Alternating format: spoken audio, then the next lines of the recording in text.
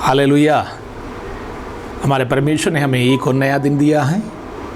आज का दिन आनंदित और मगन रहे। स्वागत है आप सबका इस कार्यक्रम में। आज के रोटी प्रार्थना करें, अनुग्रहकारी स्वामी हम पर कृपा करें।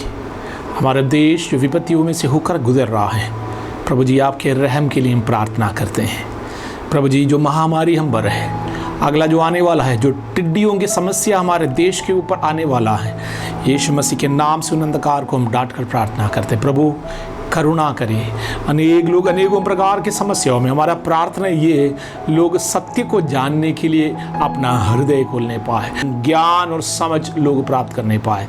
धन्यवाद परमेश्वर हमारे देश के अधिकारीगणों के लिए, प्रभु जी हमारे दिल्ली शहर के लिए, अन्य राज्यों के लिए धन्यवाद। जितने प्रिय लोग प्रार्थना मांगे हैं, जितने लोग बीमारियों में हैं, संकट में, परेशानियों में हैं, आर्थिक समस्याओं में, प्रभु उन पर कृपा करे, रहम करे परमेश्वर। आपके हालेलुया आमीन सन्निधि में हम आते प्रभु जी हम हालेलुया वो अपने जीवन को नम्र करने के लिए सहायता करें। धन्यवाद। हमसे बातचीत करें यीशु मसीह के नाम से आमीन आमीन। आज की मनादी के लिए मैं पढ़ना चाहता हूँ यिर्मयाह नबी के पुस्तक 9वीं अध्याय के पहला वाक्य।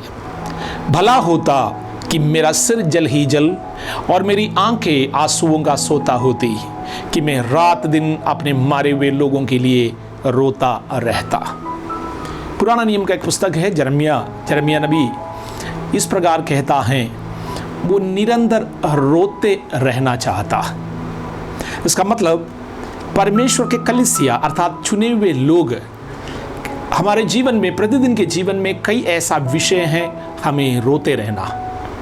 ऐसा नहीं कि हम अन्याय करके मार खा कर रोए, ऐसा नहीं हम कोई नुकसान करके, नुकसान झेल करके रोए। हमारे कर्तव्यों में, अनेक कर्तव्य दिनों में हम लोग यही सीख रहा है।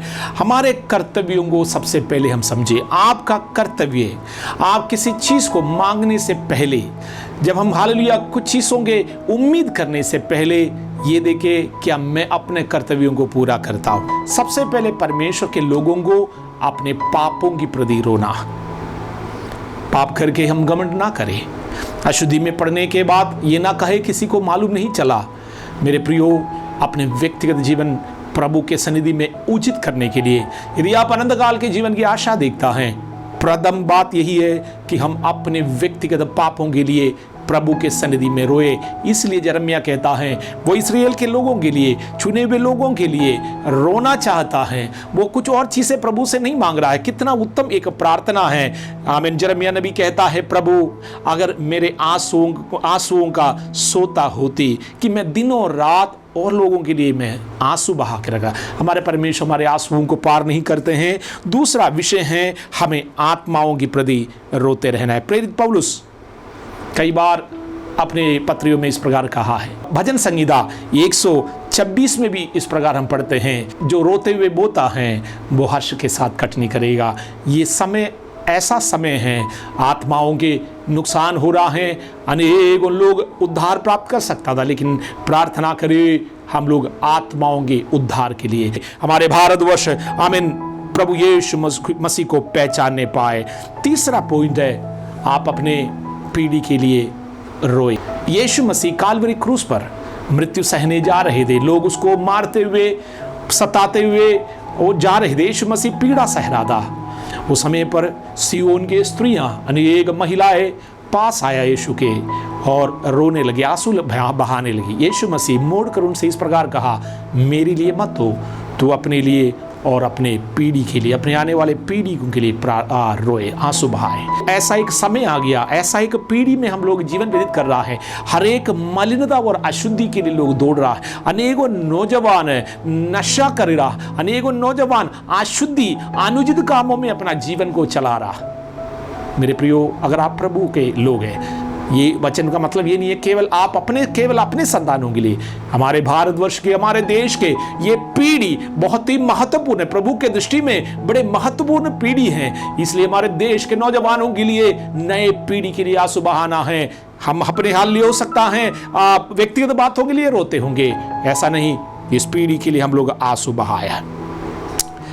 चौथी बात यही है, हम कलीसिया के लिए आंसू बहाए। प्रभु के कलीसिया स्थिरता के लिए, जो लोग उद्धार में हैं, जो लोग प्रभु के वचनों के पालन करने के लिए प्रभु के सन्निधि में रिश्ता जुड़ा है, उनके स्थिरता के लिए, प्रभु के दासों के लिए, दासियों के लिए, कलीसिया के अन्य भाई बहनों के लिए, जो नए लोग हैं, जो वचन के गहराई नहीं जानते हैं, उनके स्थिरता के लिए, जैसे वचन में लिखा है, मृत्यु तक विश्वस्त रहो तो जीवन के मुकुट पाओगे। हम में से प्रत्येक लोग, कलीसिया के प्रत्येक सदस्य विश्वस्त रहने के लिए, प्रभु के लोगों, चुने हुए लोगों, आप दिनों रात आंसू बहाए, रोए, कलीसिया स्थिरता के जीवन व्यतीत करें और हमारे आत्मीय कमजोरियों के लिए रोना।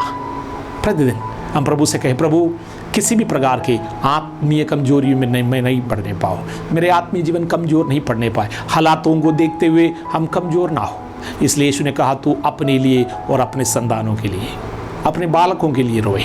मसीह जीवन के जो कर्तव्य हैं आपको पूरा करना होगा। इन बातों को याद रखें। आज से लेकर यदि अभी तक आप इन बातों के लिए आंसू नहीं बहाते थे, आज से एक नया शुरुआत हो। प्रभु आपको आशीष देगा। जो आंसू बहाएगा, आमीन, प्रभु उसके आंसुओं को पोंछेंगे, उनकी हल्ली आंसुओं को कुपी में भर कर रखेंगे। अगर आप रोते हैं, आप अन्य लोगों के लिए, कलीसिया के लिए, प्रभु अगले पीढ़ी के लिए, जो पाप में गिरे हुए लोगों के लिए, अगर आत्मा के उद्धार के लिए रोने वाला है, प्रभु आपकी आंसुओं को कुपी में भरते हैं और आपको उचित रीति से प्रतिफल देगा। आशीषित रहे आज के दिन। प्रभु यीशु मसीह के नाम से आपके हर एक कार्य आज पूरे हो जाए, आप एक जयवंत जीवन व्यतीत करने पाए, चंगाई और छुटकारा मिलने पाए, यीशु मसीह के नाम से आमीन।